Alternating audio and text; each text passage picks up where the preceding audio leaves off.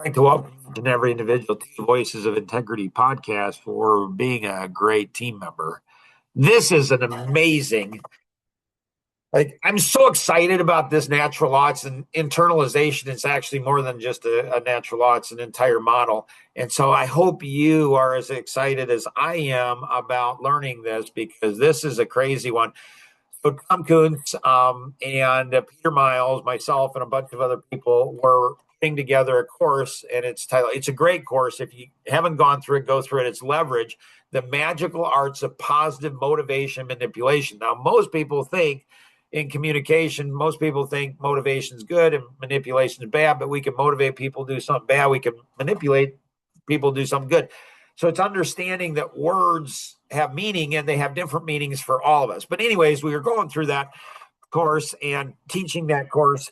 And I ran into a challenge. And one day I showed up on the backstage pass and I was a little bit, my energy wasn't there. It's not like it was today. It wasn't there. And he said to me, Tom said to me, he says, Mark, you seem a little down. I'm like, yeah, I'm a little frustrated. He says, what are you frustrated at? I said, like I share something like a principle or a model with somebody, and it's like they don't get it, but they think they do. Like this is what's strange. This is what's so weird about building great teams is that as a leader, you think, well, if I share this podcast, people are going to know, well, it applies to me, but people won't. People will watch a podcast and they'll say, oh, yeah, I get that. I understand that. No, you don't. And you don't want to crush them. You don't want to say, no, you don't get it. But they don't get it. So I'm like, people are saying, and so when, like, do you understand what I'm saying? And people are like, yep. And it's like, no, I don't think so. And it's hard for me. It's hard for me to know how to respond when people say they understand. This is why your reflection is so important because your reflection helps you to articulate, do you really understand? Have you really internalized the natural law? Oh, I understand that. Like my kids, a lot of times they're adults now and they're like, well, yeah, I understand that, Dad. It's like, do you? I mean, well, I've been hearing it since I was a child. Yeah, you've been hearing it, but have you internalized it? So I said to Tom, like, I'm so frustrated that people think they know and they don't know. And I don't understand what to do. He laughs. He does that a lot with me. He's laughing with me, even though I'm not laughing. But he laughs. He says, oh, that's easy, Mark. It's internalization. They're not internalizing what you're saying. And I've said, I could feel it. Like, I don't know if you guys have those things where you're looking. And then you're like, wow. Like, I can feel it. I'm like, that is so great, Tom. That's exactly right. That's perfect. Like it's internalizing, it's taking it to heart and doing something. I said, so I'm all excited because Tom gives me the answer. And then I said, so how do I get people to internalize things? He's like, oh, I don't know that. Like, really, Tom? So he knows the answer, but he doesn't know the process to go through to get the answer. I got to do that work. And so I go to bed that night and I wake up the next morning and I come out of bed and this model here, we were working on engineer clarity. Like we're unclear on something and then we gain engineered clarity. Ask questions, listen, see, intentions, think, capability, internalize, do, and then the results happen here. So this is a pretty simple model. But internalization, I don't know how to get people to internalize things. And I woke up in the morning and this whole model was here except this last piece. So what does this model mean? So there's surface understanding. We often say, well, I understand what you're saying. No, we understand at a surface level. We're familiar with what somebody's saying, but we haven't internalized. It's not deep understanding. It's not part of our entire DNA and how we think. So how do you take it from the surface and go deep? Well, you can ask questions and that can create an awakening moment. Dave Libby, he went and had I don't know what this was, 15 years ago. I was talking at a coffee connection with him.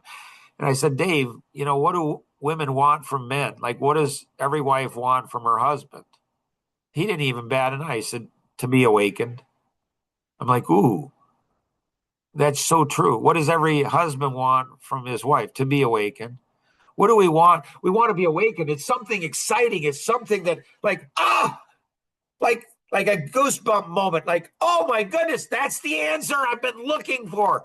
That's awakening. Or an awakening can create questions. Questions can create an awakening, or awakening can create questions. And when Tom saw the model, he's like, "This is a really cool model, Mark. Like, what is it? Like, what can you explain it to me?" And then it goes into the why. We listen at a deep level, and that connects into our why, our very essence, our very being, our why we were created and put on this planet, our life vision. That helps us to see and gain new insight. And that purifies our heart and helps to reveal our intentions. We're not that our intentions. We're not that smart. We're not that loving. We're not that giving. We're pretty selfish. That's a good thing to understand. That leads to radically thinking differently. That gives us leverage, that gives us new capabilities. And we internalize things. And how do we know when it's internalized? It's because we've changed. If we haven't changed, we haven't internalized, and we've changed by doing. This is the only word that wasn't here. This one word wasn't here. And the whole model was there, but this was empty. There was nothing here. And I presented it to the group. And Peter Miles, who's past president of Rolls-Royce, past board member of BMW, nice guy, smart guy, from just interesting. Nora and I have done some podcasts with him. He's interesting. He just looked at it, he says, "Oh, you fail." Really? And I'm like, that's so true, right? So we go through all this work, and then we fail. And then we get it. Well, what do we get? We get that's the human experience. So my heart hurts for people that are cynics that go and say, "Well, why are we trying it? It's not going to work."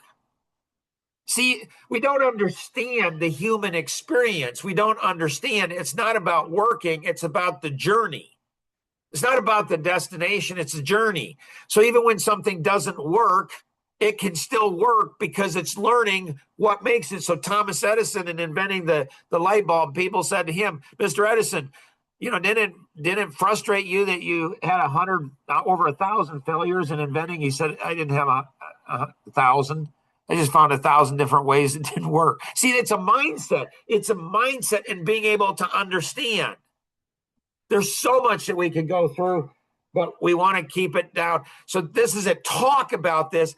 Get excited about this. Look to internalize everything. It becomes a reflex where you just boom, boom. This is what it's going to do. Hopefully this has been helpful to you. Hopefully it's going to help you build, be a great team member and build everyone around you to be an amazing team member as well. Always remember, we can accomplish so much more together than we ever could on our own. Have an amazing day. Bye-bye.